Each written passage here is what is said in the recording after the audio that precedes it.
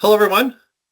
My name is Scott Jorgens from Endeavor Solutions and GP Support North. Today's focus is on what's new in Dynamics GP 2025, also known as Dynamics GP 18.7. Much like a model year for your car, sort of released late fall, and we've been following the naming convention of following the January of the year of the release. So technically 18.7 came out in October 2024, but we're calling it GP 2025, and that aligns with the historical roadmap that we'll be getting into momentarily. On the line with me is Marvin Burnett. Marvin, thank you so much for gracing us with your presence today, and very excited to hear some of your insights. Thank you for inviting me, Scott. So first off, happy birthday, Dynamics GP. GP is 32 years old, and a great quote from Arnold Schwarzenegger in the latest Terminator movie, "I'm old, but not obsolete." And I definitely feel that's true for GP. Interestingly, our CRM team was just at a Microsoft event, and they sung happy birthday to Microsoft, who turns 50. So Microsoft Corporation is 50 years old, and I did a lot of research. Windows was first released in 1985, so Windows is now 40 years old. So we put that into perspective. 32 years isn't that bad for an ERP system. SAP is actually, as a corporation, is over 52, 53 years old. So lots of great systems that start as legacy systems have been upgraded, and we continue to have some updates today. That being said, Microsoft did announce a end of service, end of life for Dynamics GP. The official end of life is now December 31st, 2029. But then they have this little extended security bump, which gets you out to April 2031. The extended security has not been defined of what exactly that is. Our guess is that it might be one last update for SQL Server when SQL Server, whatever version at that time comes out, or if there's some massively large security holes that are found. After that, after 2031, Microsoft will have no more support, no more updates. However, Endeavor and our GP Support North team are obviously here to support you long term. We are encouraging clients that see a fit for Business Central to make some of those migrations and schedule those in. If you look at the fixed life cycle, so the first four things here, those versions are all in a staggered fashion reaching their own end of life. Those that are on 2013 or sooner, we have clients on GP 2010. We have clients on GP 10. All of those are off of end of life. They are no longer supported applications. However, Endeavor is still here to support you, as well as their GP Support North team. And by doing any of your updates, you automatically move to the modern life cycle. And the modern life cycle basically is where they changed from the years to 18.2, 18.3, 18.4, 18.5, et cetera, et cetera. And we're now in 2025 at 18.7. So our agenda today. Sorry for interrupting. I think over the years you've gotten used to me interrupting you throughout most presentations. Of course. Do you want the last slide, Marvin? No, if you just go back, previous slide, that would be great. So one of the things I would recommend, if we're talking about December 31st, 2030 or January 1st, 2030, whatever you want to call it, right? Or December 31st, 2029, January 1st, 2030. The big thing to take note is if you're using payroll in GP, you definitely want to make sure, like when we talk end of life, obviously when you turn on your computer on January 1st, GP is still going to be working. However, there won't be any more payroll updates after that last year-end update. So if you are on payroll, you definitely want to make sure you've thought about it. You've thought about a process. I've heard some grumblings from the people over at, I think, Joe Software who might help, but I can't guarantee anything because that's still a couple of years down the road, so they may not want to take it on. But that would be one of the big things to remember is if you are using GP payroll, think about planning. Sorry, Scott, go ahead now. No problem. I was perfect, and I didn't have that slide in today's presentation, so we needed that content. Continue off the agenda. We love GP. We just covered that. And happy birthday, GP. Talked about end of life, and Marvin, thanks for contributing to that part. Next is Endeavor did a client survey back in this past fall, and I'm going to share just some of the insights from that survey. If you want the full results, we did have a different webinar on that. And then we'll share a little bit about what the Dynamics GP technical updates are, and then move it over to Marvin. Marvin's going to have half hour to 40 minutes to razzle dazzle with some of his insights, best practices, and some of the new features. So from our survey across our client base, there was basically reasons for staying on GP, and then the next slide will be sort of those that are staying, what's on their wish list. So if we look at those, why are you staying? It was basically GP works. It ain't broken. Don't fix it. I'm happy with it. Costs was definitely a large factor. Some clients have GP technical barriers. That's often related to cost. Most of the technical barriers can all be overcome. And again, if you look at one of our past webinars we had earlier this year, we specifically looked at some of the ISVs that were previously holdups, and they all have a path and storyline for replacement with Business Central and other components. And the last thing was really a resistance to change management. Need for new training, need for new systems, finance teams not wanting to backfill or take a step back and go through an ERP implementation. And all we can say is, you still have time. Eventually, you will be running out of time, and you either choose to be running on an unsupported system and scrambling to move to Business Central or somewhere else, or get in the queue and talk to us now and start making those plans. We can reserve spots and talk to you about when you want to move and what that would look like for you. So those that are wishing to stay on GP, which is potentially everyone on this call now, and similarly, these are also top areas of improvement for those that actually do move to Business Central.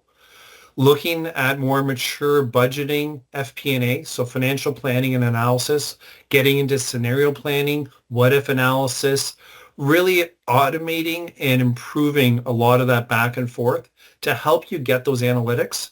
In today's economic environment, having the analytics is going to really feed into your executive teams and your own team's ability to make better decisions based on data. And that feeds into number 2, better analytics. There's a ton of Power BI that are built into Business Central, and you can use Power BI with GP. You can also use a number of third-party products that Endeavor's covered over last number of years through webinars. And if you go back to the registration page that you used for today's, there is a long list of some of the past top webinars that we've looked at. AP automation and AR automation, so that's looking at accounts payable, scanning your invoices, as well as accounts receivable, receiving online payments, and reducing that paper burden that you find, and storing that into cloud-based applications that are integrated with GP. Many of those you can also take with you and bring them to Business Central should you want to move sometime in the future. And last but not least is more GP training. A number of clients have been using GP for 20 years, 10 years, 5 years. There's been staff turnover. There's been best practices that have changed. I really encourage you to reach out to the Endeavor support desk and talk to our GP team. Get some mentorship, get some training, set up a lunch and learn for your team. Get more out of your system that you already own and have. Marvin, anything to cover on this before I get into some of the technical? No, I just, not sure I would add anything to this, but I will say I was on a call the other day, Scott. I've been using GP for 29 years, and I was on a call with a client the other day, and they've been using it for over 30. I was like, whoa. So that was on a floppy disk. There's not many people who can say they've been on it longer than I have. Well, there's a couple people at Endeavor who can, but not many clients. So Yeah, it's a great legacy system, and we also have a number of younger staff that have really embraced GP over the last 5, 10 years, and still expecting to support clients well past the 2031. Technical updates. So we talked about the fixed life cycle versus modern life cycle. About 70% of our clients are on the modern life cycle, which also suggests that 30% are on support versions that are quite old. And if you are looking to do an upgrade, the current GP 18.7 now supports Windows 11, Windows Server 2022, et cetera, et cetera. You can read on the slides here. An important thing to note is SQL Server 2019, which is now 6 years ago, stopped supporting VBA customizations. That's Visual Basic for applications, and it was part of related to Office 365 and those other components. Marvin, saw you raise your head. Let me cover off the one more bullet, and then you may speak. Okay. The SQL Server 2025 is not out yet, but it's coming out this summer. We expect that the July mid-year update for GP will include an update for that. If not, then GP 2026, also known as 18.8, which is scheduled for October of 2025. So we're 6, 7 months away. Will have support for GP or for SQL Server 2025. By upgrading your Windows Server and your SQL Server, that again provides you a longer runway if you do plan to have GP running closer to that 2029 end of life or even past it. Marvin, can you share some insights on VBA? I can actually share some insights, and the only reason I'm able to is down the hall, there's a very nice gentleman named Francis that works on the upgrade team. I was asking him about this the other day because we had a client that had some VBA.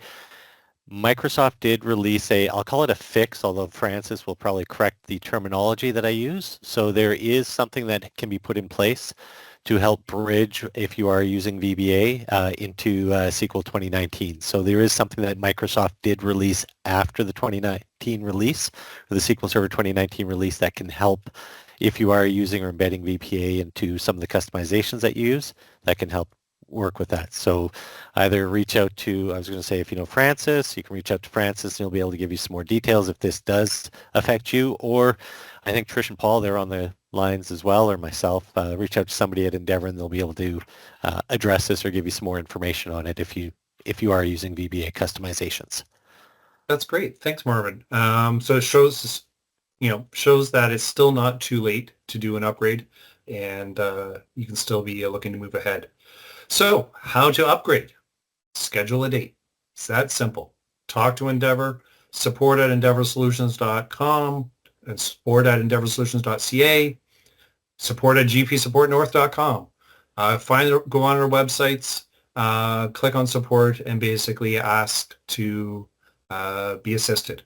If you are watching this recording, you're not yet a client of ours. We are accepting new clients and are happy to work with you. Often requires a small assessment just to help our team get up to speed. And in that, often shares some of the quick wins that you and your team could achieve through working with Endeavor. So thank you. Traditional upgrades are done into a test environment, make sure everything works, then redo the upgrade and put it into production environment. With the small incremental updates from an 18.6 to 18.7, some clients, not all, and that's up to Francis and team to work with you on, can do an in-place update. And that's really just, it's almost treating it like a small patch, and everything happens magically in a very short fashion of time. Easier for me to say works magically. There's obviously a lot of technical stuff, and our team would advise you on making those right decisions. So, Marvin, it's now time over to you. If you could share your screen, why don't you reintroduce yourself beyond your tenure at Endeavor and GP? What else do you bring to the table? Alrighty. First of all, Scott, do you see my screen? Yes, I see a browser with how do we Excellent. improve Microsoft? All right, so I'm Marvin Burnett. So I think seeing the list of people on the call, I have met many of you. I've had the great opportunity to chat with you guys in the past. I'm one of the directors here at Endeavor. I work with a lot of the clients, either coming on board to Endeavor. I have also worked with clients on the GP side. I've worked with clients on the BC side. I've worked with a lot of the different Microsoft applications. As I mentioned earlier, I started working in the GP space. So my first version of GP was a version called 19, sorry, not 19, GP, GPA 9.1 for DOS.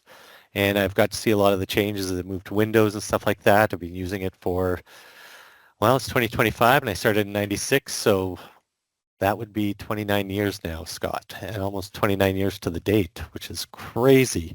I've had a chance to see a lot of really good changes, a lot of really good enhancements come across over the years. As I'm going into the what's new, there's a couple things that I do want to touch on first. So GP is what's considered a mature product. What does mature product mean? It means that a lot of the functionality that is what you would expect to be core to an ERP system is already in place. So as a mature product, what you're seeing from the standpoint of updates and enhancements are functionality that is improving, I'm going to say improving your life inside GP. Now, how does Microsoft decide what updates and enhancements get put in place? Well, they're going out to the people who use GP day to day and looking at what they want. So they actually look at this website. Scott, I'll provide a link afterwards or a link to you so if we can add it into either the chat or something and share it because there are a couple of links that I want to make sure people have. This is a great place to go in and say, you know what, GP doesn't do this or I'd like it to do that. And just basically either put in a suggestion or go through some of the existing suggestions. So I've just brought up this page here and go through some of the existing suggestions and vote on them. So if, for example, I'm just going to pick there's 78 suggestions sitting in the GL right now. Some of them you're going to see that they've already gone through and they've declined, but some of them have already been completed and other ones you'll be able to just simply vote on because they are in progress or being investigated or something along those lines. So if they are, so you might have to go down to page 8, but just simply if you're reading it and going, hey, I'd like to be able to do this, if it already exists there, vote on it. The most votes get the most attention. The most attention gets the developer's time. Developer's time puts in the updates. Pretty simple. The second thing that I'm going to show before I jump into GP is the what's new in GP page. So Microsoft actually has a page to go through what's new. Now this is when we get the release notes, this is what we go through. We start looking at these, see how it impacts the application, start thinking about people that this may impact and helping people out with that. The reason I like this page though is if you think about what Scott just talked about with the upgrades, do people do upgrades every single year? Well, if you're on payroll, yes, that's very common that you do the upgrade. But often we see clients do it every other year or some cadence around that. So that means you may move from GP 18 to GP 18.5 to GP, now if you're doing an update to GP 20, well, in this case, it's the October release. We might as well call it 2025 or 18.7. If you want to see what's happened in the past for GP updates, go to this page. They've dumped them all in one spot. It's fantastic, and it actually gives you some nice screenshots on how you can see and walk through it. Or, as we're going through the demo today, I've picked through a couple of these that I really like, and we're going to be showing those. So just a couple things to note as we go through this. One, if there's things that you want to happen in GP, go to the ideas list. So this is a posting that GP or Microsoft has, vote for it or make suggestions. You'll even every now and then see Endeavor employees have put in suggestions and they may go out to people they know and say, hey, can you vote for this and stuff like that. They always send it around internally to the office and everybody jumps on it right away and we all start voting on things. So that's the one thing. And the second thing, the what's new. So if you get hold of this recording, fantastic. You can always review and see that. But if you want to see, yeah, Marvin only talked about the stuff that happened in this release and we just jumped 3 releases. What else happened? Well, this is a great spot to go take a look at the other ones. All righty. So a little bit of housekeeping as I jump into GP. So I'm using a virtual machine. So the virtual machine is just basically everything encapsulated. So it's kind of like standalone for me. And it is a test environment. So I'm using Fabricam here. So I do have a couple companies set up. So if I was looking through these, you can see a couple companies, but I'm using Fabricam, which is the Microsoft test company. So let's just jump right into some of the core features that have had enhancements. One of the first ones that I want to touch on, and what I've done here on the left-hand side, just for everyone that's watching, I've actually created some quick links.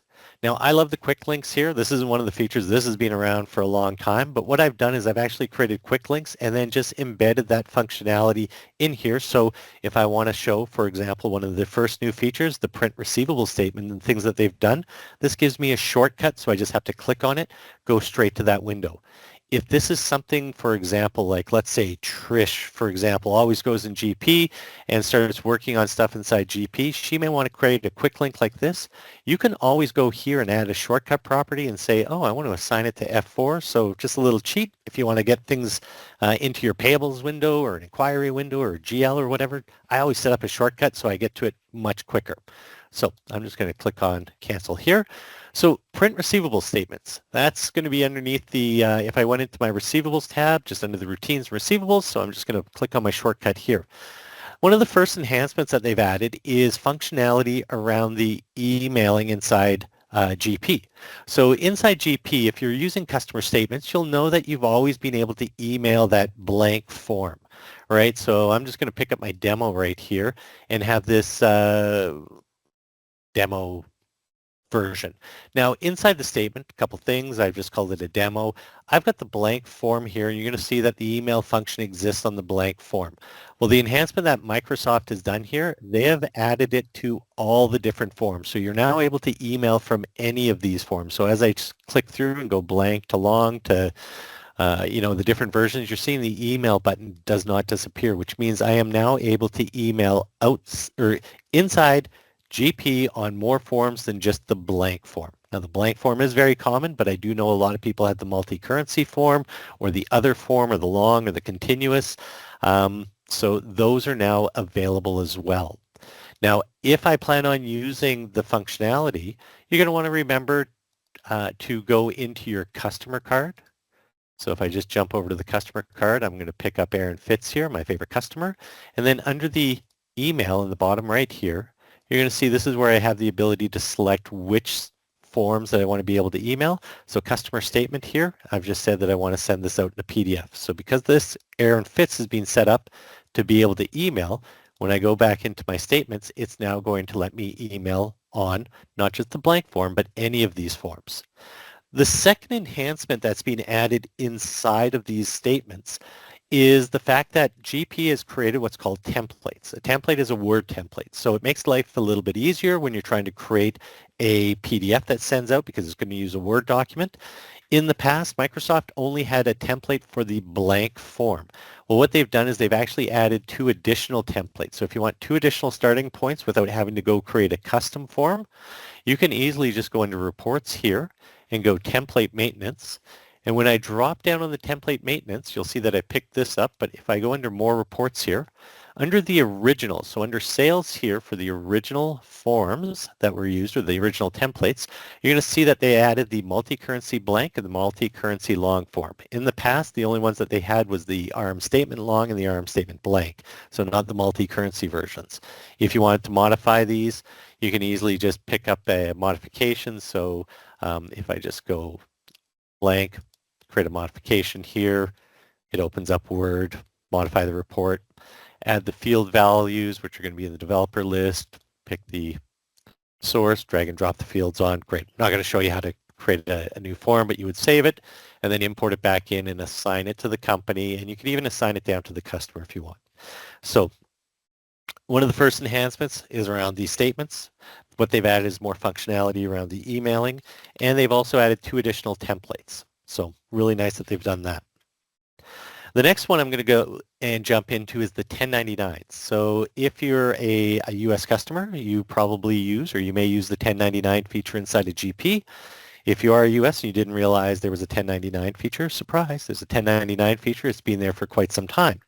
If you're in Canada, T4As would be something similar to a 1099. In fact, we have a number of customers that leverage the 1099 form to say, if we have vendors that we have to issue T4As from, I want to know which ones and capture the amounts. Easily enough, you can just attach that to the vendor.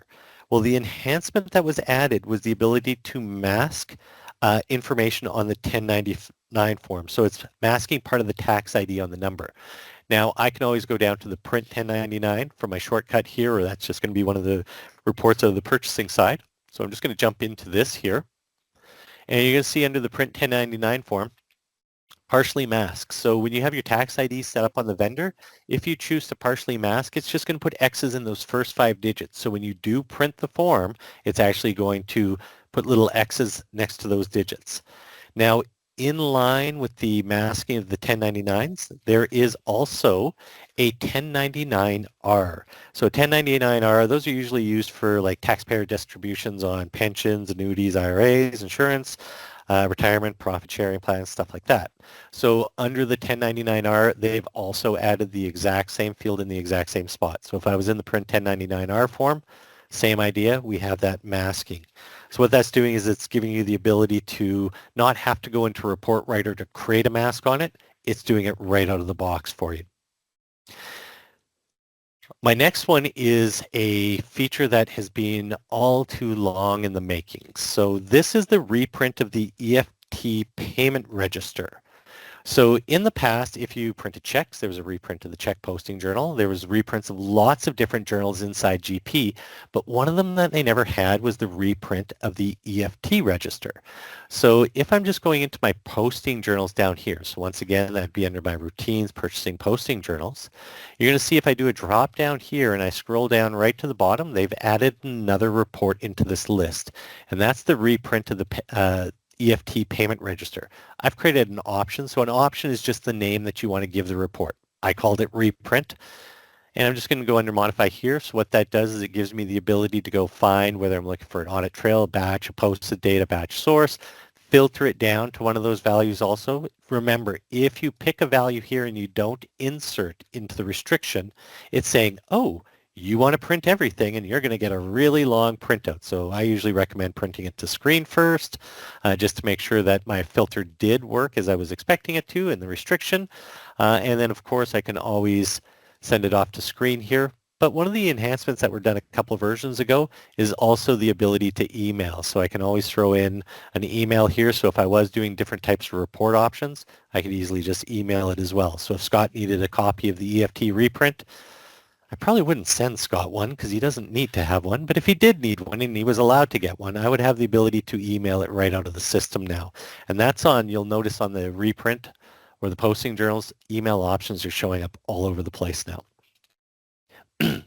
So that's the reprint of the posting journal. Oh, one other thing, not one last thing, there's a couple more enhancements to show. But one of the enhancements that happened, I think it was 1 or 2 versions ago, and people still aren't using it, is the ability to group EFT payments. So I'm just going to go into my tool setup purchasing and payables here. You're going to see a new check mark show up here. So this one is not new to this version, but a lot of people aren't using it, so I just want to reiterate this. Allow summary posts to checkbooks for EFTs and credit cards. So what this is going to do is if I'm doing an EFT run, in the past, in my bank rec, what would end up happening is if I had 10 EFT payments for $1,000 a piece, well, when I send it up to the bank's going to clear it as one $10,000 payment out of my account. GP's bank rec showed it as 10 $1,000 payments. It's not the end of the world because you could select them in a range, start and end range, and just mark them off, but it's something you shouldn't have to do. So with this allow summary post to EFT, now it's going to show 10 payments to the 10 vendors, but in my bank rec, it's going to group them together and show one $10,000 payment, which makes my bank rec that much easier. So that's not a today enhancement, but it happened before. And let me tell you, not used by enough people, Scott. So I just wanted to touch on that and show that as well. Thanks for sharing. No problems. The next one that I want to hit on or touch on is the printing of the historical age trial balance. Well, you may say, Marvin, you've always been able to print a historical age trial balance inside GP. However, if you had special characters that were set up on any of the vouchers, for example, so let's say someone put a star or a slash or some kind of special character inside of it, what would end up happening is the moment you tried to print your historical age trial balance, it would fail. So as soon as it got to that record, say I need to print record, voucher number 123 star slash or whatever, it would actually fail. little bit more of a technical reason behind it. Inside SQL, it wasn't putting brackets around it, so it was passing the value through as if it should be parsed, so that's why it was failing. So Microsoft has actually added the enhancement that if you do have special characters in those voucher numbers, it will print the historical trial balances for you. So that's a great little feature. I know in the past it's happened to everybody. I think I've even done it in the past. Typically what ends up happening is you end up calling support going, hey, H trial balance isn't working. It's just pooping out on me. What can I do? Somebody would go in, they'd probably run a few scripts in SQL and say, oh, you got some special characters sitting in this, and they'd strip out the special characters and then update it. I think it'd be 3 or 4 different tables. So in this case, it's now not going to be, it's no longer going to be a problem because it allows for those special characters to come through. While I'm mentioning that also, so one of the things that I know a lot, like everybody on this call, if you're using GP, you also have the ability to use SQL Server reports. So you'll hear some people call them SRSS, SRS reports, SQL reports, a couple things like that. Well, what it is basically inside GP. So under Tools, Setup, System, and reporting tools set up here, you have the ability under SQL Server reports. This is probably something one of the IT admin people are going to do or power users are going to do. You can deploy these reports. So you'll see here I've actually deployed all 5 companies that I have. So I've deployed the SQL reports inside there. So you can just mark them off and deploy them. What that does is when you've defined a SQL Server space, I'm just going to go back here. You're going to see each one of those companies get dropped into here. I'm just going to go into my 2 company, for example. You will notice inside here, out of the box, you've had these for a long time. You have the ability to have like a historical age trial balance here. There's one historical age received not invoice. Sales, same idea. There's historical age trial balances on the sales as well. And I think there's one in detail, historical age trial balance. You can run them from here. The reason I'm mentioning this is 2 things. One, I don't have to be in GP. So maybe there's stakeholders in the company who need to see this and they're constantly calling you. Like if Scott's calling me, Marv, can I get the trial balance from January 31st or December 31st from year end? All right, so I can do this. I would just give Scott access to this and he'd be able to go run it on his own. So that does one part. The other thing is because it's a SQL report, it's going straight to the SQL server rather than running inside the application. So it actually runs faster. So if you find some of the reports inside GP are running a little slow, try the SQL reports. You're probably going to find that they run a little bit quicker than the GP ones.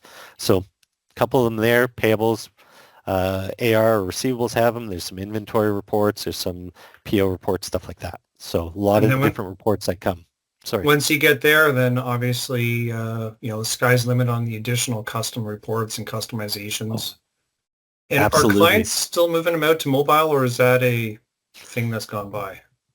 No, it's not as common. I find more people, because the nature of a report, a mobile, maybe this is me for age and my glasses or my progressives. They're bifocals, I realize that, but I still haven't caught to the stage of calling them that, but I find people like them on the bigger screen to see just because of the amount of data that can be produced. But SQL reports, great tool.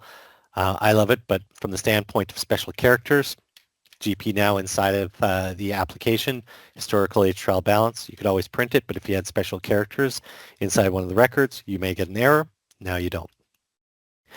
The next one, I'm going to call this an about time that they've done this update. So when I've created a vendor, so I like to attach, so I'm just going to go down into my vendor maintenance here. If I was setting up a new system or something along those lines, I like to use the vendor class for 2 things.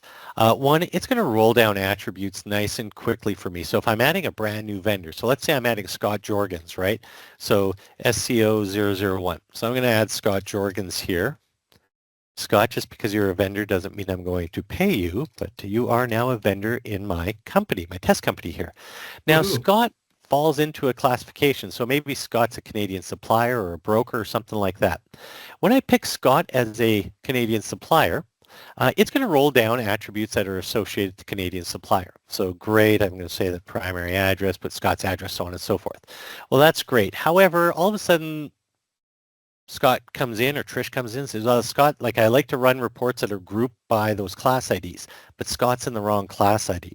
So if I go back here and I pick, Scott or Ace Traveler or whatever, and I want to change the class ID that this vendor is attached to. So I'm going to say, oh, well, they're, part of this whatever. In the past, this is why I'm saying it's just a little change, but this is one of them that got voted on just for them to change the sequence of this. The default was yes. Okay. Now, if you're anything like me, you're going to say you don't even pay attention to the prompts. You just hit enter, and it's going to roll down the changes. What that means is if I hit yes on this, I'm going to hit no because I don't actually want to change it. But this class ID, a couple things like the shipping methods ground, net 30, stuff like that, the attributes that are associated to this class ID actually roll down to the vendor if I say yes. So if it's just a simple change to say for reporting purposes, I need to move this vendor from group A to group B, I don't want to roll down those classes. After you've been using GP for a while, that's the most common thing to do is not to roll down the class attributes, but just put them into a different grouping. So that's actually the update, is the fact that they've just moved the box over. When I looked at this update, I was like, oh, do I show this? And it's like, you know what? I have updated vendors so often, Scott, that I need to show this because the problem is after I roll down that change, what was their terms? I don't know because I just changed it from whatever it was to net 30. So it's a simple little change, but it's a great change. Now, if you had to, you could always go back to a previous invoice and see what the default was used on that and stuff like that, but it's a pain to go there. That's another testament of just being a mature product, that you get these little incremental and still worthwhile, not only compliance for security, but to take advantage of some of these new functions. And it also goes back to the vote. Okay, if there's things that you like, why doesn't it do that? Go take a look if it's in the list. Vote on it. If it's not in the list, you have the ability to go and create an item. And other members, like you can see, there's lots of people that go in and they vote on these different features. In fact, often when somebody will say, does GP do this? And we're like, no, it doesn't. And I'll go search to see, oh, but you know what? It actually identified needs more votes. So what it's doing is saying, yeah, it's on our roadmap, but as soon as we get enough votes, we're going to actually roll it out as one of the features that get updated. All right. So you guys got 4 more years. Start voting. Exactly. And you know what? For the last several years, the that voting page has been their primary source. Like we've gone to Microsoft conferences, and Terry Healy, who's one of the big people at Microsoft for GP, she's like, vote. If you want changes, vote on them. They look at them all the time to determine what's going to get rolled out in the new features. The restrict edit. So another 1099 feature. I actually should have put this in with the earlier features that I talked about, but I'm just going to go into the edit 1099 window here. So if you are using 1099s, excuse me, and I need to restrict the information to a calendar year. So you know how GP has the ability to have, you define the year, it's 12 periods or whatever the number of periods are, and you can say that it's, March or April 1st to March 31st or January 1st to December 31st. When you're defining those years, that's the default for the fiscal year when you're actually looking for things inside GP. Now, if I go here, so Ace Travel is actually somebody with a 1099, they've actually added just a simple little feature here again by calendar year. And I can choose which calendar year and just simply hit redisplay here. So I can do any updates that I needed to. So if I needed to update the amounts on the 1099 amount because maybe it was recorded incorrectly, I do have an update window. That's not the feature. But rather than having all of them sorted and all of them here and trying to hunt through, I can now narrow down and say, show me stuff for 2026. Redisplay. Okay, well, there's nothing in 2026, so let me just go in here, 2027, drop down here, and it's like, oh, well, this wasn't supposed to be non-employee, this was supposed to be dividends, so it's going to be a box 01A. So, and if I need to update, just simply hit update there or process, and I've updated it. So the feature is the fact, not that you can update, but narrow down the focus down to just a calendar year. Now, as I'm mentioning that, Scott, I know you always cringe because I sidetrack on all kinds of different stuff. When we're looking at some of the different information, so I touched on the 1099s, one of the other areas that I see a lot of customers go, I need quick summary information. Well, if I'm going to look for summary information, for example, on customers, don't be afraid to use the additional inquiry. So we have the inquiry feature here, so if I need to see yearly summary, I can easily just pick a certain customer. I can hit this, you can see the yearly amounts, so I can see the amounts since fiscal year or calendar year. So from the fiscal year, I can see if it's different than the calendar year, and I can just say from this year to this year, from period 1 through 6, for example, and just calculate, and it's going to tell me the amounts that fit into those buckets. So if you do have some quick inquiries that you want to do for summaries about a customer or about a vendor, use those summary inquiries. They're great. Alrighty. Payment remit to. So the next one that I want to touch on is the payment remit to information. So in the past, when you create a vendor, so I'm just going to go over to my purchasing side here, and I'm just going to go up to my vendor card. As you know, a vendor card can have an unlimited number of addresses. So you can have address IDs. In the bottom right corner here, you can actually identify and define what each one of the addresses are. So maybe there's a factoring company, there's an office or a location in Montreal, location in Sydney, maybe different locations such as that. Now you can also tag the defaults. So the defaults are simply if I'm going to do a purchase, use this address. If I'm going to send a payment or remittance advice, use this address here. So I can easily flip the address to maybe remit to address here. That's going to be my default. So when I'm using a payment, it's going to show me that as the default. Now, in the past, GP didn't keep track of all this. Actually, I'm sorry, I'm jumping one ahead on this one. So let me just jump one, or let me finish that. So when I've updated a remit to address, what would happen in the past is if I created a new payable, all right? So when I create a new payable here, under the transaction entry in previous versions, so if I would pick a vendor here, so I'll just go grab that Ace Travel again, or Ace Travel here, you'll see the remit to address updated with the remit to. It was more or less a point in time that I was using. So what would happen is if I change that address over time, it would just keep changing it on the records because it wasn't actually tracking it in history anywhere. So Microsoft has actually added a new table inside GP, so PM80810 for anyone who wants to take note of that. What that's done is it said, okay, moving forward, every time that you do a payable, so I'm just going to do a quick select star here, it's going to track for voucher number, so that's the voucher that I was working on, this is going to be the address ID that was tagged for the remit to. So it's actually tracking all that address information now in the background inside the table. Now, when I take a look at this, the other enhancement that was done, so there was two enhancements around this address ID. One, it's going to start tracking it. Now, keep in mind, it's going to start tracking it. What that means is it's not going to go back and say update everything through the past. So from this point forward, it starts tracking it. The other thing is when I'm in this window, what would end up happening is if I had to see the remit to address ID, if I click on this, it goes to the setup record. So this is saying, what is it like at this point in time? So if somebody changes this to box 155, it changed the address ID. Well, because now it's tracking it, I have the ability to drill back on it and see what it is at this for this voucher. So it's actually tracking it not just on the vendor card, so the master record, but it's also tracking it on the transaction level. This one's actually really big if you do different address IDs for, I'll call it different payables on the same vendor. So I know we've had a number of customers over the years that have done this. It's always been a bit of a pain because they like the address ID changed on the remit to, and it's like, well, yeah, it's not being tracked, but now it is. So that's a great addition that they've added. So in terms of the vendor side, they've added a couple features there, which is great. The other thing that I do want to touch on here, just as we're talking about it, and it's not just necessarily on the vendor side, I'll just hit delete there, but it's also on the customer side, item side, everything like that. This is one of the enhancements that came out a couple versions ago. I know I keep going back to some of the old enhancements too, Scott. It's because I work with so many customers, I don't see them using them. So I just want to take this, I'm going to get on my soapbox for a second, I guess is the easiest way of saying it. When I look at the vendor, when I look at the vendor ID here, I'm seeing absolutely everyone. Well, maybe there's certain vendors like ABC Company. They're not active. Well, I don't want to see them in my list anymore.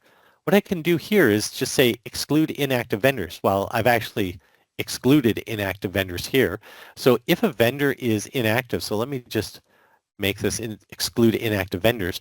If I make ABC company an inactive vendor here, so active, turn it to inactive. Okay, this has a posted transaction, so let me pick a vendor that doesn't have one. So 0123, that company doesn't have any transactions. When I do a lookup here, remember how 0123 was the first one, not ABC123, but 0123?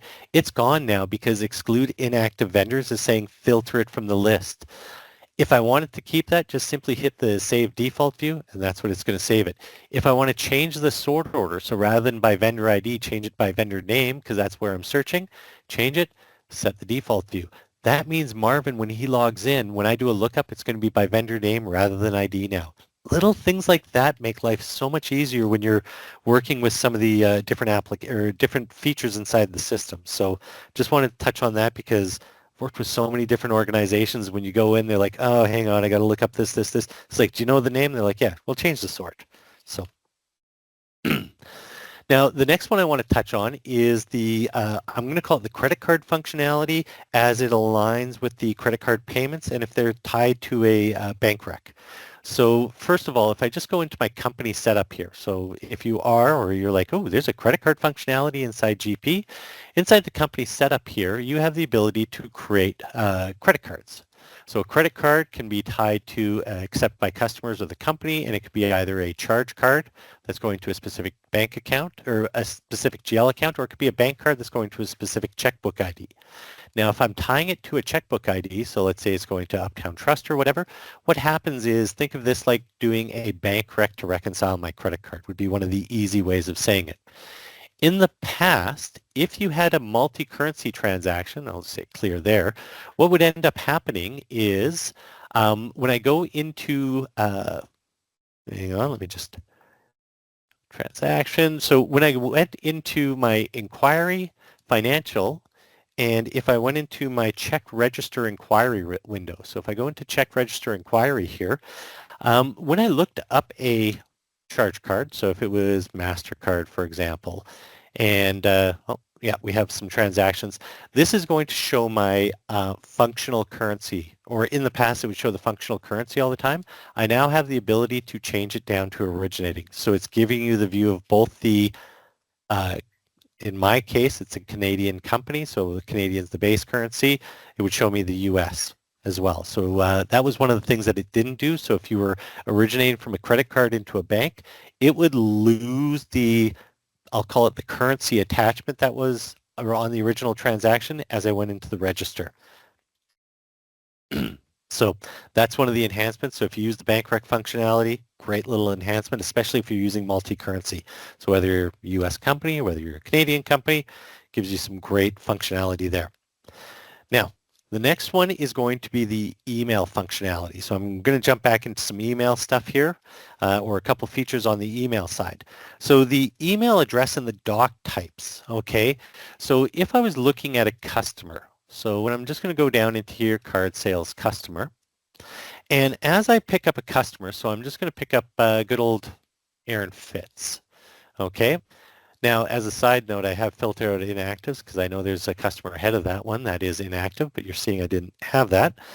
Inside the customer card, so this part isn't new, okay? I have the ability to say on Aaron Fitz, I have multiple addresses, okay? So you're seeing here I've got a primary, a receivables, a warehouse, different addresses.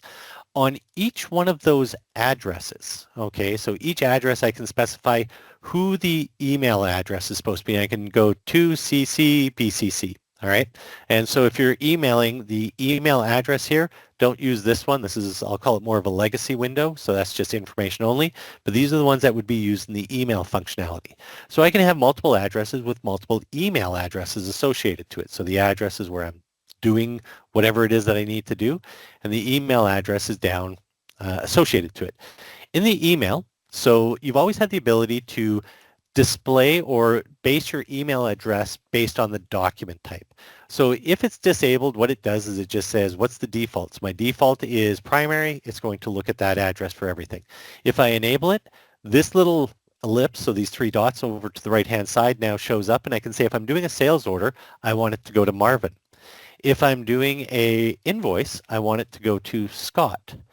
Or I want it to go to Scott and Brittany, for example. So I can pick multiple people here, and if I'm doing a customer statement, maybe that's going to Brittany. So you're seeing the different addresses. So once again, that's not a new feature, but now what I have the ability to do is when I'm doing a lookup on a transaction, so if I'm going into the sales order, so let me just jump into sales order here. So I'm just going to pop over to sales order. Transaction, sales, sales transaction entry. I've actually got this, one of the people in our office modified the screen for me. So if you see the screen look a little bit different, what they've done is they've modified the screen to make it a little bigger so they present it a little more. So you do have the ability to modify sales order screen. I'm going to go pick up a sales order here for 2362, right? So when I pick up 2362, the descriptions got brought up, so that's one of the changes that have been made. But when I look at the email functionality here, it is, oh, I don't actually want to email this one. Sorry about that. It's clicking on the 2362. When I look at the email information, which is that email box, for this order, you saw that Marvin Burnett was the default here. So what this is doing is, in the past, if you were using it by doc type, it would still just print the primary and you had to change it. Now what it's doing is it's adhering those doc type rules. So it's now saying, okay, well, you told me you want to send it to Marvin. I'm going to send it to Marvin because this is sales in order. If it was an invoice, it would be defaulting to Scott and Brittany. If it was a customer statement, it would have defaulted to Brittany for me. Now, one of the features that they did add a couple of versions ago is the ability to change this address on the fly, and it's going to remember it. So if I go back to this invoice after it's posted, it'll remember I sent it to Trish or Paul instead if I changed it. But the feature that they've updated is the fact that it's making life easier. So if you set up the customer record better, it's going to actually adhere and bring it forward with that. The next thing that I want to touch on is the sales document inquiry. Okay, so if I was on a, for example, I'm going to pick up an invoice here, right? Now this is a feature, the enhancement is something that they've added to one of the existing features that very few people actually realize is there. In the background, I've got the sales invoice, okay? So the sales invoice, what did it come from? So Scott may ask me, Marvin, where did this invoice come from? Like, was there an order? Was there a quote? This little drill back arrow gives me the ability to see, well, it came from an order, and maybe there was 2 orders that were created, and there was multiple invoices. So each invoice may have a different value because maybe there was 10 documents on it, and I transferred some to a order or back order, and I transferred some to an invoice. So I'm seeing all the history about what happened with this order. So 2309 is the originating order number, and I can see, oh, it was for this. There were some updates that were done to it, so there was more items that were added. The enhancement that was done all along, you could always drill back on the document number, but it never gave you the ability to drill back on the originating. So I can see that this invoice lived as part of the invoice here, and it came from this order also. I can now drill back on this original order number, and it gives me an inquiry view into what the original order looked like. So in the past, what I would have to do is I could always drill back here to see, oh, well, it came from order 70 or 2333. I would then have to go under inquiry, sales, sales documents, and then find it here. So way too many clicks to get to that. What they've done is it's so simple, but they've actually added the function to just say, allow for a drill back to the view and pass that value through. So great little feature there. So That's time great. saver. Yeah, especially if you're using distribution series. We're coming up to the end. What's your last pitch? Alrighty. So one of the last things that I want to touch on is in the navigation lists. Okay. So inside the navigation lists, you have the ability to always run different reports.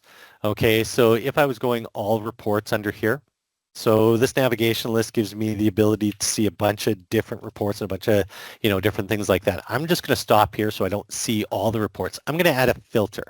So this gives me the ability to say I need to narrow it down. So I often say if you're customer service, live in the navigation list. It's very easy to find information. In fact, I can type in any part of this. So if I want to type in quarter, right? So quarter end, I can just do a filter and anything with the word quarter in it, right? So the word quarters coming across here, blah, blah, blah, all these things different here. So I'm just going to get rid of that. But I can go add a filter where the series is equal to, I'm just going to say contains sales, right? Add that filter. So I've just narrowed down this. I can also say add a filter where the options. So I have a bunch of different reports in the background, and I have some that I like to email because I got to send Scott. Remember, Scott, I told you I had to send you all the email information. Well, I've got the word email in the option name, so that's the report name here. So you're seeing two options here. In the past, if I wanted to send these and email them to Scott, I would have to click on this one, send an email. Once that email is sent, I would have to click on this one and send an email because it didn't know how to parse them and say, well, one goes to Scott, one goes to Trish, so I would have to send them separately. Well, what I have the ability to do now is just simply hit both of them, send an email. When I actually go into these reports, so those are going to be reports in the background. So if I was just going through here, report sales, I think these are, I don't know, history reports or something like that. You'll see here, sales order, that SOP email. That aligns with this one here. So in this one, if I had a, email option, so these are who it gets emailed to. So I'm emailing it to myself in this case. And the other one, if I was emailing it to Trish, so that's the sales history one, sales transaction history. I can always look at this one and say email to under the email options. Well, I sent it to myself. I didn't want to send reports off to Trish randomly. She would probably call me and go, why are you sending these, Marvin? She probably thinks I'm a little crazy anyway. But now what you have the ability to do is if you are using the navigation lists, you can pick multiple reports from the list now and send them all at once. So yeah, a few more updates, but I'm going to recommend people go out to that website. I think, Scott, you included it. I put it in the link. Take a look at some of the new features, but these are some of the stuff that, as I was going through the updates, I know Scott, he only gives me so much time to talk, and he always asks me to, make sure I don't take all the time, but I always tend to take all the time. But yeah, Scott, thank you very much for giving me a chance to show some of the new updates. Thanks so much, Marvin. Here we go. Fireworks. Thank you, Marvin. Thank you. I definitely appreciate that. While you were talking, I did go in, and these are the links that you suggested. So anyone watching live, not the recording, you can click on these links, and it'll take you to the ideas list from Microsoft, the documentation, which is at learn.microsoft.com. And then I threw in some links, the GP What's New. That's where we'll put today's webinar recording. We also have some past recordings. Beginning of the pandemic, we had a Training Tuesday session, so there's about a dozen past recordings all on Dynamics GP there. And we do have this white paper that we released from our consultants a few years ago, but still very strong in terms of what kind of digital transformation can you do while staying on Dynamics GP. And again, that's sort of talking back to where we started today. What is on some of that wish list for those that are staying and you have money to spend? Where do you want to invest in Dynamics GP rather than saving those pennies for other migration efforts? Talked about pennies, saving on break-fix support. So we do have some new GP support plans from Paul. You can click on Paul's logo here and his email, and it'll instantly create a new email for you. And inquire and ask Paul about, tell me more about Endeavor's 10-year pledge for GP support. Tell me more about these support plans. How can I get unlimited break-fix support? And basically the definition of that is if it's working today and it breaks tomorrow, it gets fixed. If it's not working today and it's not working tomorrow, then yes, that is time and materials and is above sort of as an enhancement. Also worth talking about for those that are planning what's happening in 2029 and beyond or sooner, we have some fantastic GP to Business Central assessments. They're run by Jerry. Jerry's a great guy to work with, very friendly, very knowledgeable, not too invasive. We're talking 2 hours of your time. Then we do some internal analysis review and you get a report. You want the report. The report has, here's some challenges we anticipate you having if you move. Here's some scope. Here's some pricing. Things that you can use for your own planning. If you're planning for 2025, 2026, 2027, all the way up to 2029. If you're planning to stay at 2030, maybe use this to justify it. Talk to Jerry. It is available at no charge to you. So please, I definitely recommend you connect with him. And we're all happy to help. So those that are new watching Endeavor and those that have been long-time clients, thank you very much for your business. We, been around for over 35 years now, and thousands of successful implementations, upgrades, and continue to support clients. Dynamics CRM, Business Central, GP, Nav, Power Platform, all of the Microsoft stack of applications. We're here to support you. And that's all through our team's core values: integrity, trust, and accountability. And that's why you're staying with us. And for those that are watching this recording, please give us a call. The grass is greener on the other side, and we're worth the effort of changing partners. So next steps, based on what's new in GP 2025, contact support if you want to get more out of your system, if you need help with those SSRS reports, if you want to have wider screens like Marvin's fancy sales screen, if you have inquiries around the support plans for the assessments, you had those links for Jerry and Paul. If failing that, find us on the website, ask support. We're a great team, so we all talk with each other and are ultimately here to help you get the most out of your business applications. So with that said, thanks very much. We are running out of time. I'll stay on for a few minutes for Marvin to ask any quick question and answers. Otherwise, have a wonderful day. Thank you, everyone.